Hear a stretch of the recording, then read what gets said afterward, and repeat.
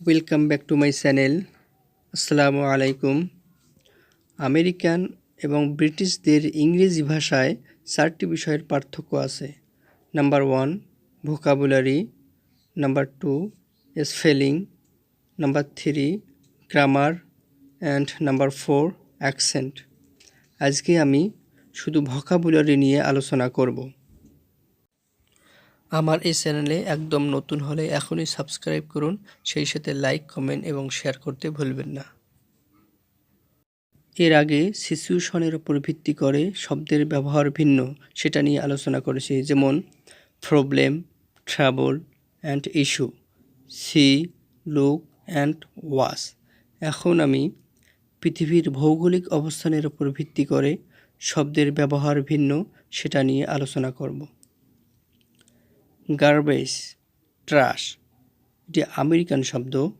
Rubbish, এটি British শব্দ। দুটি অর্থই কিন্তু আবর্জনা। ভোকেশন, আমেরিকান শব্দ। হলিডে, ব্রিটিশ শব্দ। অ্যাপার্টমেন্ট, আমেরিকান শব্দ। ফ্ল্যাট, ব্রিটিশ শব্দ। ফার্স্ট ফ্লোর, আমেরিকান শব্দ। গ্রাউন্ড ফ্লোর, ব্রিটিশ শব্দ। এখানে ফার্স্ট ফ্লোর বলতে বোঝায় যে ভূমির সাথে সংলগ্ন যে ফ্লোরটি, সেটা হলো first floor.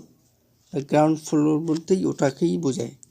Second floor, first floor. American শব্দ এলিভেটর, ব্রিটিশ শব্দ লিফট। আমেরিকানরা টেলিভিশন শব্দটি সংক্ষেপে টিভি দ্বারা প্রকাশ করা হয়, তারা টিভি শব্দ ব্যবহার করে। ব্রিটিশরা টেলি শব্দ ব্যবহার করে। Sidewalk, pavement. Pants, trouser. Friends, mats.